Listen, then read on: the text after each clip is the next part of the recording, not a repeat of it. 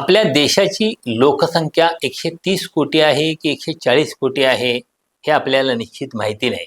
जनगणना झाल्यानंतर त्या संदर्भात अधिकृत आकडेवारी येईल. पण 130 कोटी किंवा 140 कोटींच्या मध्ये ही जी एकूण लोकसंख्या आहे त्या लोकसंख्येपैकी फक्त 1687 लोकांच्याकडं देशाची अर्धी संपत्ती आहे. कल्पना करा, 130 किंवा 140 कोटी लोकसंख्येपैकी फक्त 1687 लोकांच्याकडं देशाची अर्धी संपत्ती आहे. 167 लाख कोटींची संपत्ती या 1687 लोकांच्याकडं आहे.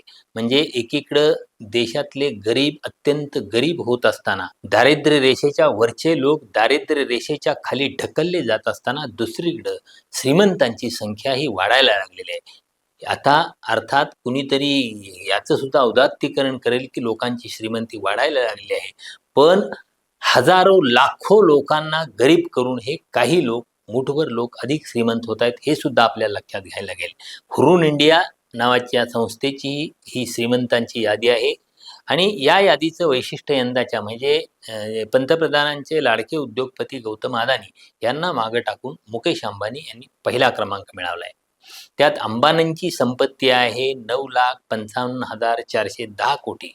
या अंबानींच्या संपत्तीमध्ये 6% वाढ झालेली आहे. तर अदानींची संपत्ती आहे 8,14,720 कोटी.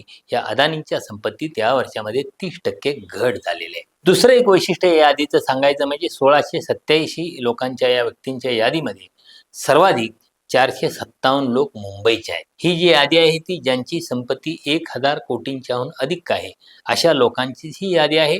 आणि या यादीत बॉलिवूडचा अभिनेता शाहरुख खान यानं सुद्धा यावर्षी प्रवेश केलेला आहे. दुसरी एक नोंद म्हणजे भारतात 350हून अधिक अब्जाधीश आहेत. म्हणजे अब्जाधीशांची संख्या 350हून अधिक आहे. आणि गेल्या 13 वर्षात म्हणजे पंतप्रधान नरेंद्र मोदी यांचं सरकार सत्तेवर येऊन 11 वर्षे उलटून गेले आहेत, तर गेल्या 13 वर्षात देशातल्या अब्जाधीशांची संख्या 6 पट वाढलेली आहे. म्हणजे मगाशी मी म्हटलं त्यानुसार गरीब लोक अधिक गरीब झालेले आहेत. दारिद्र्य रेषेखालच्या वरचे हजारो लाखो लोक दारिद्र्य रेषेच्या खाली ढकलले गेलेले आहेत. आणि हे जे अब्जाधीश आहेत त्या अब्जाधीशांची संख्या मात्र वाढलेली आहे.